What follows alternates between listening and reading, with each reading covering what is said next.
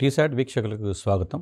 తెలంగాణ రాష్ట్ర ప్రభుత్వం ప్రకటించినటువంటి గ్రూప్ 1 ఉద్యోగాల భర్తీకి సంబంధించిన ప్రక్రియలో తెలంగాణ రాష్ట్ర పబ్లిక్ సర్వీస్ కమిషన్ నిర్వహించబోయేటువంటి గ్రూప్ 1 ప్రిలిమ్స్ మరియు మెయిన్స్లో అత్యంత ముఖ్యమైనటువంటి తెలంగాణ రాష్ట్ర ప్రభుత్వ విధానాలకు సంబంధించినటువంటి అంశంపైన ఈరోజు మనము డిస్కస్ చేస్తున్నాం.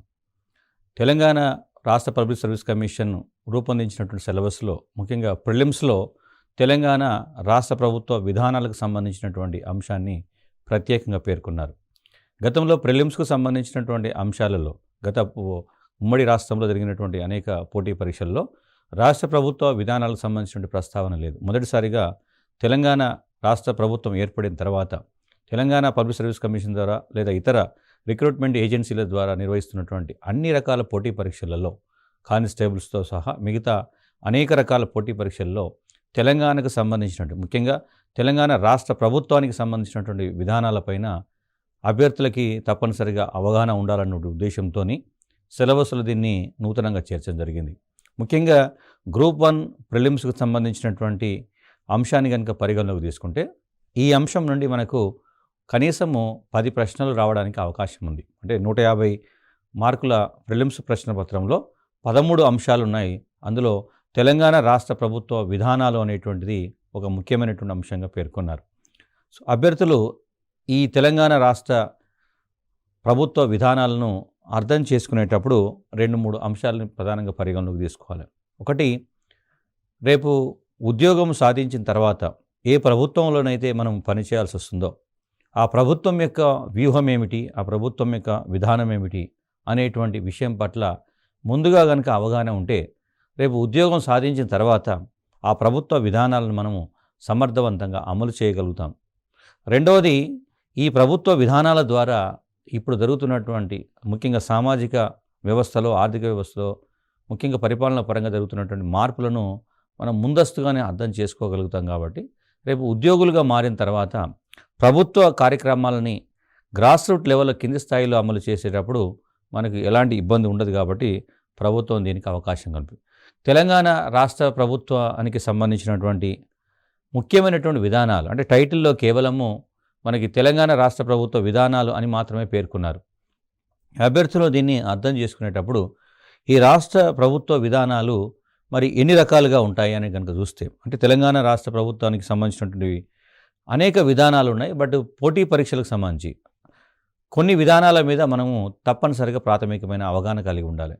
ఉదాహరణకి వ్యవసాయ విధానము, పారిశ్రామిక విధానము, ఇన్ఫర్మేషన్ టెక్నాలజీ విధానం, ఇలాంటి అంశాలు ముఖ్యంగా అటు సామాజిక వ్యవస్థను ఇటు ఆర్థిక వ్యవస్థను రెండింటిని అర్థం చేసుకోవడానికి దోహదపడ్డటువంటిది. లేదా ప్రభుత్వం తన యొక్క విధానాలన్నింటిలో అంతర్గతంగా ఆర్థిక వ్యవస్థకు మూలమైనటువంటి 3 రంగాలపైన ప్రధానంగా దృష్టి సారిస్తుంది. వ్యవసాయము, పరిశ్రమలు, అదేవిధంగా సేవా రంగం. సో ఈ మూడింటికి సంబంధించి తెలంగాణ రాష్ట్ర ప్రభుత్వం ఒక వినూత్నమైనటువంటి వ్యూహంతో ముందుకు పోతున్నది. కాబట్టి ఇక్కడి నుండి మనకు అనేక ప్రశ్నలు రావడానికి అవకాశం ఉంటుంది. అదేవిధంగా ఇంధన విధానం, తెలంగాణ ప్రభుత్వం ఒక ప్రత్యేకంగా ఇంధన విధానం, సంక్షేమ విధానాన్ని, అదేవిధంగా విద్యా విధానం, ఆరోగ్య విధానం, పర్యావరణ విధానము, గ్రామీణాభివృద్ధి విధానము, పట్టణాభివృద్ధి విధానం, ఇలా విధానాలను మనకు సిలబస్లో స్పష్టంగా పేర్కొనలేదు. కానీ ప్రభుత్వము అవలంబిస్తున్నటువంటి కార్యక్రమాలను చూసినప్పుడు మనకి ఇవి ప్రభుత్వం యొక్క విధానాలుగా మనం పరిగణలోకి తీసుకోవాలి. సో దీనికంటే ముందు తెలంగాణ రాష్ట్ర ప్రభుత్వము ఈ విధానాలను అవలంబించడం ద్వారా సో తను ఏ లక్ష్యాలను సాధించగలుగుతుంది అన్నప్పుడు ఈ రంగాలలో ఏవైతే మనం పేర్కొన్నటువంటి 10 రంగాలు ఉన్నాయో ఈ రంగాలలో ప్రధానంగా అనేక సమస్యలు ఉన్నాయి. ఈ సమస్యలన్నింటికీ ఒక వ్యూహాత్మకంగా, ఒక శాస్త్రీయ పద్ధతిలో, ఒక ప్రణాళికాబద్ధంగా పరిష్కార మార్గాలను కనుగొనేటువంటి ప్రయత్నం చేస్తుంది. దీనికోసము ప్రతి సంవత్సరం కూడా రాష్ట్ర బడ్జెట్లో ప్రత్యేకంగా కేటాయింపులు చేయడం, అదేవిధంగా కొన్ని నూతన కార్యక్రమాలను ప్రారంభించడం, వాటిని లక్షిత వర్గాలకు చేరేటట్లు ప్రత్యేకమైనటువంటి విధానాన్ని అవలంబించడం. సో ఇది ప్రభుత్వము రాష్ట్ర ప్రభుత్వ విధానాలను అమలు చేసేటువంటి మెకానిజం, యంత్రాంగం అంటాం. సో రేపు ఉద్యోగులందరూ కూడా ఇప్పుడు ప్రస్తుతం తెలంగాణ ప్రభుత్వం పనిచేస్తున్నటువంటి ఉద్యోగులు రేపు పోటీ పరీక్షల ద్వారా ఎంపికై ఈ రాష్ట్ర ప్రభుత్వంలోకి చేరిన తర్వాత వాళ్ళందరూ కూడా చేయాల్సినటువంటి కార్యక్రమాలు ఇవి. కాబట్టి వీటిపైన మనకు ప్రిలిమ్స్ పాయింట్ ఆఫ్ వ్యూలో, అదేవిధంగా మెయిన్స్ పాయింట్ ఆఫ్ వ్యూలో ప్రశ్నలు ఏ విధంగా వస్తాయనేది మనం చూడాలి. సో దానికి మెయిన్స్ ఎగ్జామ్లో కానీ లేదా ప్రిలిమ్స్ ఎగ్జామ్లో కానీ ఇంకొంచెం వెనక్కి వెళ్ళి అసలు ఈ విధానాలకు సంబంధించినటువంటి అంశాల మీద మనకు ప్రాథమిక అవగాహన ఉందా లేదా అనేది కూడా పరిశీలించవచ్చు. అంటే అసలు ప్రభుత్వం ఒక విధానాన్ని ఎందుకు రూపొందించాలి? అది మొదటి ప్రశ్న. అంటే ప్రభుత్వము ఒక విధానాన్ని రూపొందించాల్సినటువంటి అవసరం ఏమిటి అనేటువంటిది మొదటి ప్రశ్న అవుతుంది. తెలంగాణ ప్రభుత్వమైనా, కేంద్ర ప్రభుత్వమైనా, అమెరికా ప్రభుత్వమైనా, ఆఫ్రికాలో నైజీరియా ప్రభుత్వమైనా, అంటే ఎక్కడ ఎవరు చేసినా ప్రభుత్వము ఒక విధానాన్ని ఎందుకు రూపొందించాలి అదనేది మొదటి ప్రశ్న మనకు. దానికి మనకు సమాచారం ఏంటంటే ప్రభుత్వము తాను ఒక లక్ష్యాన్ని చేరుకోవడం కోసం, ఒక లక్ష్యాన్ని సాధించడం కోసము ఒక పరిపాలనాపరమైనటువంటి ఒక చర్యను చేపడుతుంది. అంటే లక్ష్యం ఏమిటి అన్నప్పుడు సమాజంలో ఉన్నటువంటి ఒక సమస్యను పరిష్కరించడం అనేది లక్ష్యం ఉంటుంది. అది ఒక్కొక్క ప్రభుత్వానికి ఒక్కొక్క సందర్భంలో ఒక్కొక్క లక్ష్యం ఉంటుంది. ఒక ప్రభుత్వము పేదరికాన్ని నిర్మూలించడం ఒక లక్ష్యంగా ఎన్నుకుంటుంది. ఒక ప్రభుత్వం వ్యవసాయ రంగాన్ని అభివృద్ధి చెందించడం ఒక లక్ష్యంగా పెట్టుకుంటుంది. ఒక ప్రభుత్వం సేవా రంగాన్ని వికాసం చెందించడం. అంటే ఆయా ప్రభుత్వాలు వారికి ఉండేటువంటి అవసరాల దృష్ట్యా, అక్కడ ఉండే పరిస్థితుల దృష్ట్యా కొన్ని లక్ష్యాలు ఏర్పాటు చేసుకుంటారు, టార్గెట్స్ని పెట్టుకుంటారు. ఆ టార్గెట్స్ని సాధించడం కోసము అడ్మినిస్ట్రేటివ్ పరంగా, పరిపాలనా పరంగా ఒక క్రమానుగత శ్రేణిని, అంటే ఒక లక్ష్యాన్ని మనం ఏర్పరచుకున్న తర్వాత దాన్ని సాధించడం కోసం ఒక పద్ధతిని పాటించాలి. ఆ పద్ధతిని పాటించేటువంటి మెకానిజాన్ని మనం ప్రభుత్వ విధానం అంటాం. ఎందుకంటే ఏదో ఒక అంశాన్ని పరిష్కరించాలన్నప్పుడు ఒక ప్రొసీజర్ ఉంటుంది. ఆ ప్రొసీజర్నే మనము గవర్నమెంట్ పాలసీ అంటాం. అట్లా ఆ గవర్నమెంట్ పాలసీలు అన్నింటిలో ఉన్నటువంటి మౌలిక లక్ష్యం ఏమిటి అని ఒక ప్రశ్న అడిగారు ఇంతకుముందు గతంలో. అంటే సమాజ శాస్త్రానికి సంబంధించినటువంటి, ఆర్థిక శాస్త్రానికి సంబంధించినటువంటి, లేదా రాజ్యాంగానికి సంబంధించినటువంటి అన్ని అంశాలలో మౌలికంగా ఒక పదం పదే పదే గుర్తుకొస్తుంది. ఒకటి ఏంటంటే ప్రభుత్వాలు ఎవరి కోసం ఉన్నాయి, ప్రభుత్వాల యొక్క అంతిమ లక్ష్యం ఏమిటి, ప్రభుత్వ విధానాల వల్ల సాధించేటువంటి ప్రయోజనం ఏమిటి అని ఒక ప్రశ్న ఉంటుంది. ప్రభుత్వ విధానాల యొక్క అంతిమ లక్ష్యము లేదా ప్రభుత్వాల యొక్క అంతిమ లక్ష్యము అణగారిన వర్గాల యొక్క అభ్యున్నతి. అది ప్రతి అభ్యర్థి గుర్తుపెట్టుకోవాలి. రేపు ఉద్యోగులుగా మారిన తర్వాత కూడా మన ప్రధాన లక్ష్యం, ప్రభుత్వాల ప్రధాన లక్ష్యం అంటే ప్రభుత్వ ఉద్యోగులు చేయాల్సినటువంటి ప్రధాన లక్ష్యం ఏంటంటే అణగారిన వర్గాల యొక్క అభ్యున్నతి. సో ఈ అణగారిన వర్గాల గురించి ప్రభుత్వం ఎందుకు విధానాలు రూపొందించాలి అని అన్నప్పుడు సమాజంలో బలహీన వర్గాలు ఎవరైతే ఉన్నారో వారిని అణగారిన వర్గాలు అంటాం. కాబట్టి మనం బలహీన వర్గాలను లేదా అణగారిన వర్గాలను జనజీవన స్రవంతిలో కలపాలంటే, వారికి సమాన స్థాయి జీవన అవకాశాలను కల్పించాలంటే ప్రభుత్వం అనివార్యంగానే కొన్ని ప్రత్యేకమైనటువంటి కార్యాచరణను రూపొందించాల్సిన అవసరం ఉంటుంది. సో ఇది సమాజ శాస్త్రపరంగా అనేక సిద్ధాంతాలు ఉన్నాయి. మనకు జనరల్గా చదివేటప్పుడు ప్రభుత్వము ఒక వ్యవసాయ విధానాన్ని రూపొందించింది, లేదా ఒక టిఎస్ ఐపాస్ ద్వారా ఒక పారిశ్రామిక విధానాన్ని రూపొందించింది, ఇన్ఫర్మేషన్ టెక్నాలజీ విధానం రూపొందించింది అంటున్నాం. కానీ ఈ విధానాల రూపకల్పనకు సంబంధించి, ఈ విధానాల యొక్క ఆవశ్యకతకు సంబంధించి సమాజ శాస్త్రపరంగా ప్రపంచవ్యాప్తంగా అనేక అధ్యయనాలు జరిగాయి. అనేక మంది సమాజ శాస్త్రవేత్తలు దీన్ని సిద్ధాంత రూపంలో వివరించే ప్రయత్నం చేశారు. కాబట్టి అంటే ఇప్పుడు పరీక్షలో మనకి ఈ శాస్త్రవేత్తల పేర్లు కానీ, శాస్త్రవేత్తలు ఇచ్చినటువంటి నిర్వచనాలు అడగగరు, మనకి అది ప్రశ్నగా రాదు. కానీ ప్రభుత్వాలను అర్థం చేసుకోవాలంటే, ప్రభుత్వం యొక్క పనితీరును అర్థం చేసుకోవాలంటే దానికి శాస్త్రబద్ధంగా జరిగినటువంటి పరిశోధన కూడా తెలుసుకోవాలి. ఒక రిచర్డ్ టిట్మన్ అనేటువంటి ఒక సామాజిక శాస్త్రవేత్త ఏమంటాడంటే, సాంఘిక సంక్షేమం అనేటువంటిది, అంటే ప్రభుత్వాల యొక్క లక్ష్యము అణగారిన వర్గాల అభ్యున్నతి అంటే సంక్షేమం. ఆ సామాజిక వర్గాల యొక్క సంక్షేమం అంటే సమాజంలో ఉండేటువంటి కొంతమంది వ్యక్తులు కానీ, లేదా మొత్తం సమాజం యొక్క అవసరాలు కానీ తీర్చడం కోసము ఒక ఉమ్మడిగా చేపట్టేటువంటి చర్య అంటాడు. అంటే ఏంటి, సమాజంలో ఉండేటువంటి కొంతమంది వ్యక్తులు, సపోజ్ వికలాంగులు ఉన్నారు కొంతమంది వ్యక్తులు, వితంతువులు ఉన్నారు కొంతమంది వ్యక్తులు, వృద్ధులు ఉన్నారు కొంతమంది వ్యక్తులు, లేదా సమాజం యొక్క అవసరం, మొత్తం సమాజానికి సంబంధించి మంచినీటిని కలపాలి, త్రాగునీటి సదుపాయం కల్పించాలి, మొత్తం సమాజం యొక్క విస్తృతమైన అవసరం అది. సో దానికోసము కలెక్టివ్గా ఒక ప్రత్యేకమైనటువంటి కార్యాచరణను రూపొందిస్తుంది. ఆ కార్యాచరణనే ప్రభుత్వ విధానం అంటాం. సో ప్రభుత్వాలు రెండు అంశాల ఆధారంగా ప్రభుత్వాలు విధానాలు రూపొంది. ఒకటి వ్యక్తుల యొక్క కోణంలో, రెండవది సమాజం యొక్క కోణంలో. ఈ రెండు కోణాల్లో కూడా స్పష్టమైనటువంటి సిద్ధాంతాల ఆధారంగానే విధానం రూపకల్పన జరుగుతుంది. అదేవిధంగా రెబెక్స్ అనే మరొక శాస్త్రవేత్త చెప్పింది ఏంటంటే, సాంఘిక సంక్షేమం అనేది ఒక సంతృప్తికరమైనటువంటి ప్రమాణాలు కలిగినటువంటి జీవనం, అదేవిధంగా ఆరోగ్యాన్ని, వ్యక్తిగత సామాజిక సంబంధాలను మెరుగుపరుచుకోవడం కోసం ఒక తోడ్పడేటువంటి లేదా ప్రభుత్వం ఏర్పరచుకున్నటువంటి ఒక వ్యవస్థీకృతమైనటువంటి యంత్రాంగము, వ్యవస్థీకృతమైనటువంటి సేవలు అందించేటువంటి యంత్రాంగం అంటాం. అంటే దీంట్లో మనము అర్థం చేసుకోవాల్సింది శాస్త్రవేత్త ఇచ్చినటువంటి కఠినమైనటువంటి నిర్వచనం కాకుండా నార్మల్ భాషలో అర్థం చేసుకుంటే సోషల్ వెల్ఫేర్, సొసైటీ సంతృప్తి. సోషల్ వెల్ఫేర్ అనేటువంటి కాన్సెప్ట్, సాంఘిక సంక్షేమం అంటే మనకి సంతృప్తికరమైనటువంటి ప్రమాణాలు, అంటే సాటిస్ఫాక్షన్ ఉండాలి. ముఖ్యంగా సమాజంలో ఉండేటువంటి అనేక వర్గాలు, కొన్ని వర్గాలు అసంతృప్తితో ఉంటే ఆ సమాజము బలహీనంగా ఉన్నట్టు లెక్క. సో కాబట్టి అందరికీ సంతృప్తికరమైనటువంటి జీవితాన్ని అందించాల్సిన బాధ్యత, ఆ రెస్పాన్సిబిలిటీ ప్రభుత్వం పైన ఉంటుంది. సో అదేవిధంగా వారి ఆరోగ్యానికి సంబంధించి కానీ, వ్యక్తిగత అంశాలకు సంబంధించి కానీ, సామాజిక అంశాలకు సంబంధించి కానీ వాళ్ళు మెరుగుపరుచుకోవడానికి అవసరమైనటువంటి యంత్రాంగాన్ని ఏర్పాటు చేయడం అనేది ప్రభుత్వం యొక్క సాంఘిక సంక్షేమం. ఇప్పుడు విద్యను అందిస్తుంది అదేవిధంగా ఉచితంగా వైద్యాన్ని అందిస్తున్నది. అంటే దట్ మీన్స్ సమాజంలో ఉండేటువంటి కొన్ని వర్గాలకు అందుబాటులో లేనటువంటి అవకాశాలను ప్రభుత్వం అందించడమే ప్రభుత్వ విధానంలో ఉండేటువంటి అంతర్గత సూత్రం అనేది గుర్తుపెట్టుకోవాలి. సో దీంట్లో ప్రధానంగా ఎందుకు చేయాల్సి వస్తుంది అంటే ఇక్కడ 2 అంశాలు గుర్తుపెట్టుకోవాలి. మళ్ళీ ప్రభుత్వం ఒక విధానాన్ని రూపొందించడం ద్వారా జరిగేటువంటి ప్రయోజనం ఏమిటి అంటే వ్యక్తులకు సంబంధించినటువంటి సమస్యలను పరిష్కరిస్తుంది. ఆటోమేటిక్గా సమాజానికి సంబంధించినటువంటి సమస్యలకు పరిష్కారం దొరుకుతుంది. వ్యక్తులకు సంబంధించినటువంటి సమస్యలు అంటే పేదరికాన్ని నిర్మూలిస్తుంది, నిరుద్యోగాన్ని నిర్మూలిస్తుంది, అదేవిధంగా వారి ఆరోగ్యానికి రక్షణ కల్పిస్తుంది, వాళ్ళు జీవించడానికి అనువైన వాతావరణం కల్పిస్తుంది. వాటి వల్ల ఏం జరుగుతుంది అంటే మానవ వనరులు అనేవి పరిరక్షించబడతాయి. చాలా ఇంపార్టెంట్ కాన్సెప్ట్ ఇది. ఈ ప్రభుత్వము ఈ సంక్షేమ కార్యక్రమాల ద్వారా, ఈ వెల్ఫేర్ ప్రోగ్రామ్స్ ద్వారా ఒక పాలసీని ఏర్పాటు చేయడం ద్వారా జరిగేటువంటి ప్రయోజనం ఏమిటి అంటే మానవ వనరుల పరిరక్షణ అనేది గుర్తుపెట్టుకోవాలి. ఇలా క్వశ్చన్స్ వచ్చేటప్పుడు కూడా 2 రకాల ప్రశ్నలు వస్తాయి. ఒకటి స్టాటిస్టికల్ బేస్గా ఉన్నటువంటి ప్రశ్నలు వస్తాయి, రెండోది కాన్సెప్ట్ బేస్గా ఉన్నటువంటి ప్రశ్నలు వస్తాయి.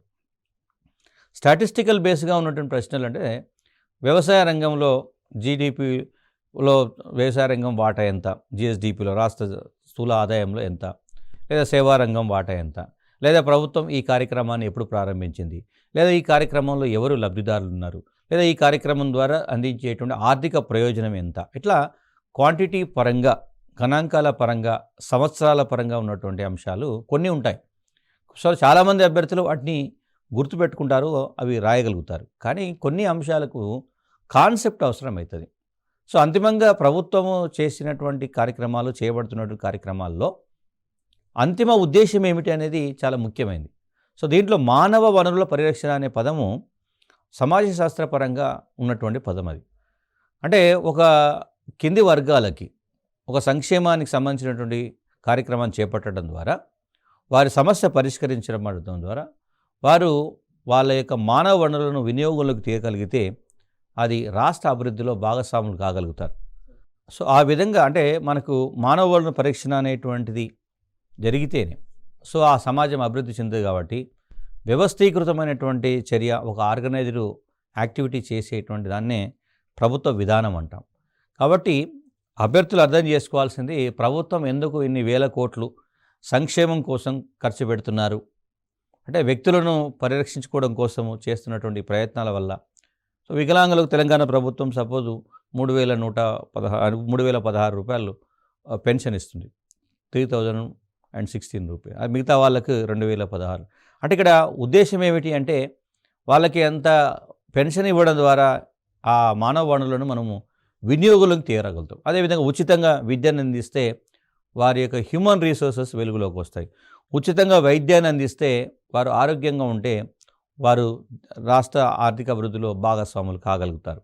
కాబట్టి ప్రభుత్వము అణగారిన వర్గాల అభ్యున్నతి అనేది వివిధ రూపాలలో చేసి అంతిమంగా వారి మానవ వనరులు వినియోగంలోకి చేసేటువంటి ప్రయత్నమే ప్రభుత్వ విధానం అనేటువంటి గుర్తుపెట్టుకోవాలి.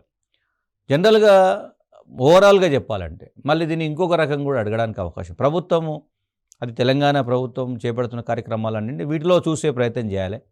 ప్రతిదానికి ఒక ఉదాహరణను కనుక మీరు చూడగలిగితే ప్రతి పాయింట్, ప్రతి సిద్ధాంతం, ప్రతి సూత్రం వెనుక ఒక లక్ష్యం ఉంది అనేటువంటిది మనం తెలంగాణ ప్రభుత్వం ప్రవేశపెట్టినటువంటి పథకాలను అందులో ఎగ్జాంపుల్స్గా చూడగలిగితే మనకు అర్థమవుతుంది. మరో రకంగా చెప్పాలంటే ఒక సమాజం అంటే సమాజంలో అనేక మంది వ్యక్తులు ఉంటారు, అనేక రకాల సమస్యలు ఉంటాయి. ఆ సమస్యలను పరిష్కరించడం కోసము ఒక ప్రత్యేకమైనటువంటి మెకానిజాన్ని ఏర్పాటు చేసుకోవాలి. అందుకే మనకు వివిధ రాజకీయ పార్టీలు కూడా ఎన్నికల సమయంలో ఆయా వర్గాల యొక్క సమస్యలను వెలుగులోకి తీసుకొచ్చి ఆ సమస్యలకు పరిష్కారం కోసం మేము కృషి చేస్తామని హామీ ఇస్తారు. ఆ తర్వాత వాటికి ప్రత్యేకమైనటువంటి కార్యక్రమాలను చేపట్టడం జరుగుతుంది. అది ప్రతిసారి జరుగుతుంది. ప్రతి ప్రభుత్వం ప్రతి సందర్భాల్లో చేసేటువంటి వాగ్దానాలన్నీ కూడా ఆ సమస్యల పరిష్కారం కోసము వారి దగ్గర ఒక ప్రత్యేకమైన వ్యూహం ఉందని చెప్తారు. సో దాని ఆధారంగా పరిపాలనలోకి అధికారంలోకి రావడం జరుగుతుంది. సో దాని అర్థం ఏమిటంటే సమస్యలను పరిష్కరించడమే ప్రభుత్వ విధానాల యొక్క ప్రధాన లక్ష్యం అనేటువంటిది అందులో కనబడుతుంది. మరొక విషయాన్ని కనుక చూస్తే చాలా సందర్భాల్లో మనకి సమాజంలో అనేక సమస్యలు ఉంటాయి.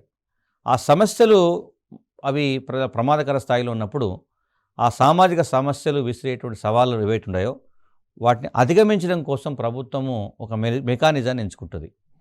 ఆ మెకానిజాన్నే మనము సాంఘిక సంక్షేమం అంటాం. అంటే ఒక రకంగా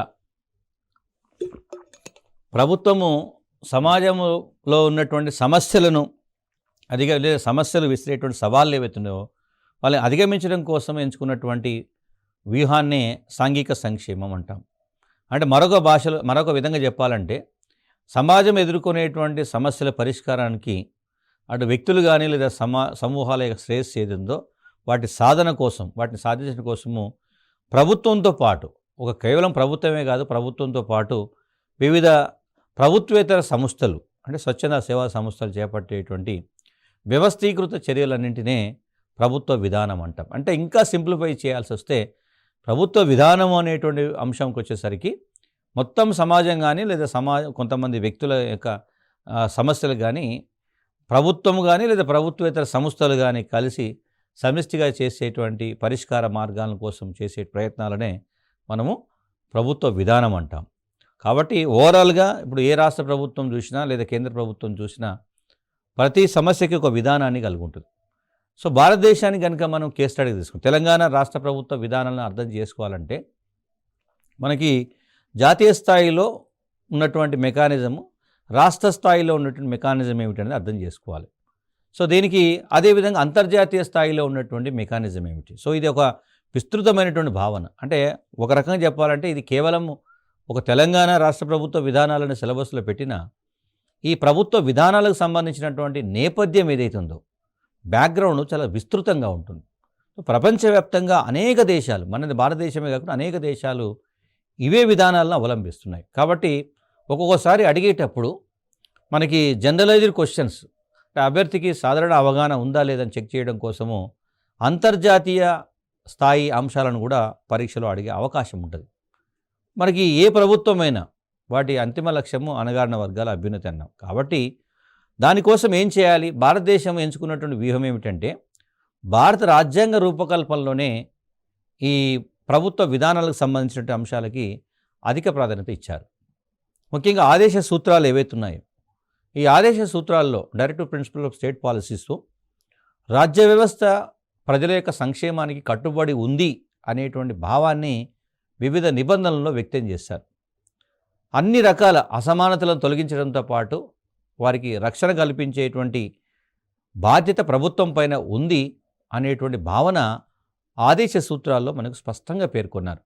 ఒకసారి ప్రశ్న అడిగారు, భారత రాజ్యాంగంలో బలహీన వర్గాల అభ్యున్నతికి సంబంధించి లేదా ప్రభుత్వము బలహీన వర్గాల సంక్షేమం కోసము విధానాలను రూపొందించవచ్చు లేదా రూపొందించాలి అని ఎక్కడ సూచించారన్నారు? ఆదేశ సూత్రాల్లో సూచించారు. ఇప్పుడు దాని పరంపరే మనకి భూ సంస్కరణలు రూపొందించబడ్డాయి. అదేవిధంగా అనేక సంక్షేమ కార్యక్రమాలు రూపొందించబడ్డాయి. ఆర్థిక అసమానతలను తొలగించేటువంటి సాహసం చేస్తున్నారు, ఆర్థిక సహాయం అందిస్తున్నారు. ఇవన్నీ కూడా ఆదేశ సూత్రాల్లో ఉండేటువంటి అంతర్గతమైనటువంటి మనకి సూత్రాలే ఈరోజు సంక్షేమ భావన లేదా ప్రభుత్వ విధానాలకి ఆధారం అనేటువంటిది గుర్తుపెట్టుకోవాలి. సో ప్రభుత్వ విధానాలకి భారత రాజ్యాంగంలో ఆధారం ఏమిటి? ఆదేశ సూత్రాలు అంటాం. సో ఒకసారి కనుక మనం ఇంకా వెనక్కి వెళ్తే అంతర్జాతీయ స్థాయిలో ఉన్నటువంటి అంశాన్ని కనుక పరిశీలిస్తే చారిత్రకంగా మనకి యూరోప్లో సంభవించినటువంటి కొన్ని పరిణామాలు కూడా ముఖ్యంగా మనం పరిగణలోకి తీసుకోవాలి.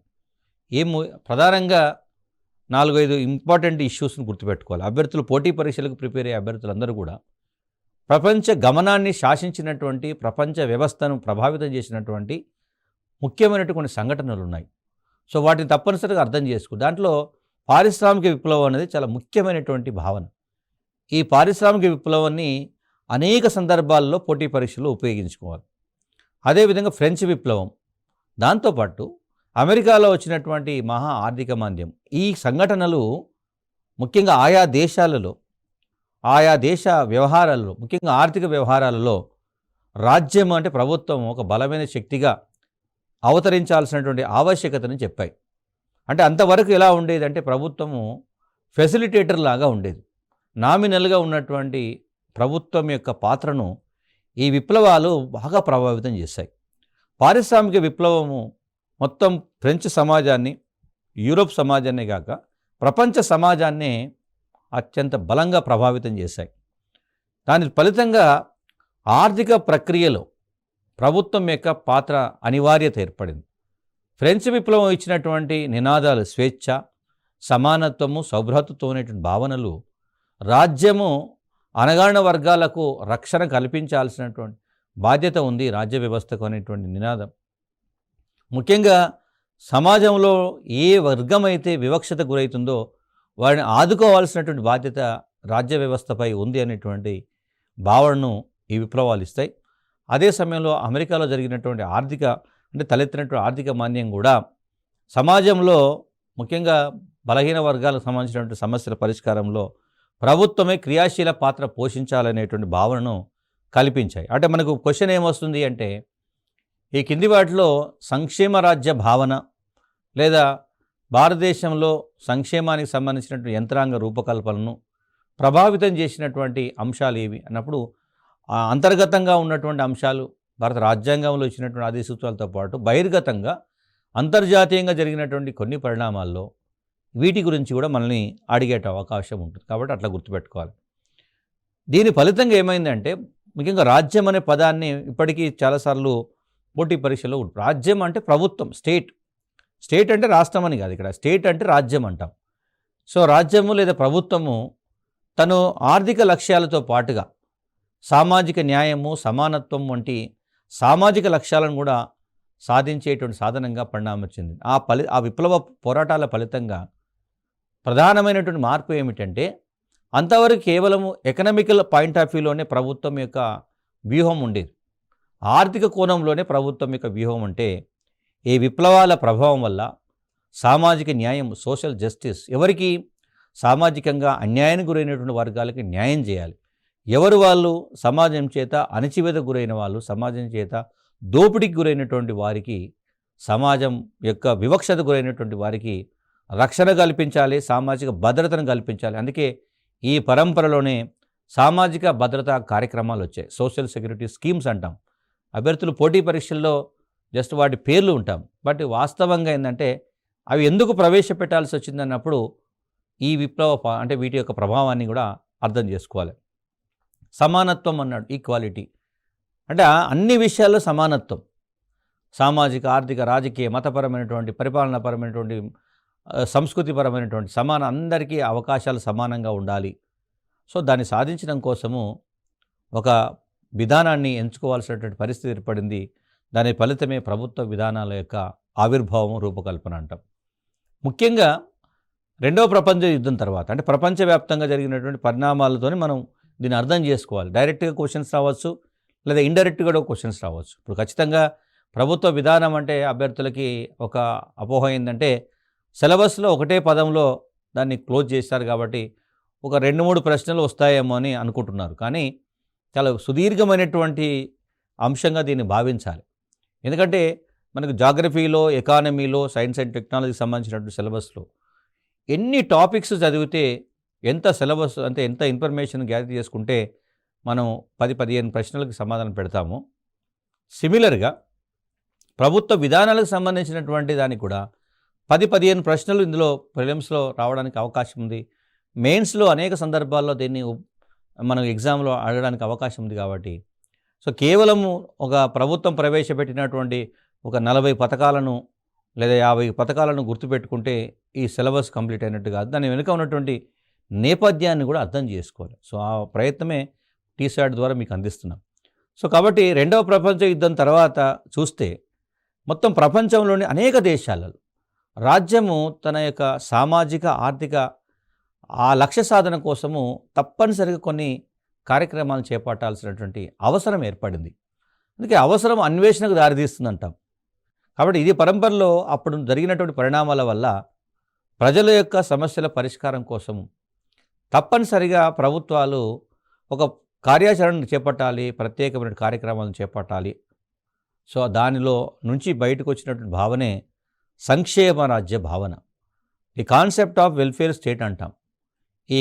ఈ వెల్ఫేర్ స్టేట్ అనేటువంటి భావన రావడానికి ఆధారం ఏమిటంటే ముందు చెప్పినటువంటి పారిశ్రామిక విప్లవం, ఫ్రెంచ్ విప్లవం, అమెరికా ఆర్థిక మాంద్యంతో పాటు రెండవ ప్రపంచ యుద్ధం ఇచ్చినటువంటి సందేశము ప్రపంచవ్యాప్తంగా, భారతదేశంతో పాటు ప్రపంచవ్యాప్తంగా అనేక దేశాల్లో సంక్షేమ రాజ్య భావనకి పునాదులు వేసిందని గుర్తుపెట్టుకోవాలి. అందుకే మనం చాలాసార్లు చెప్తేటప్పుడు సంక్షేమ రాజ్యం, భారతదేశం ఒక సంక్షేమ రాజ్యం అంటాం. India is a welfare state అంటాం. తెలంగాణ ప్రభుత్వం కూడా మాది సంక్షేమ రాష్ట్రం అని చెప్పుకుంటాం. వెల్ఫేర్ స్టేట్ అంటాం. ఏమిటి అందులో ఉన్నటువంటి అర్థం ఏమిటంటే ఇది అణగారిన వర్గాలకు అధిక ప్రాధాన్యత ఇచ్చేటువంటి ప్రభుత్వం అని చెప్పడం.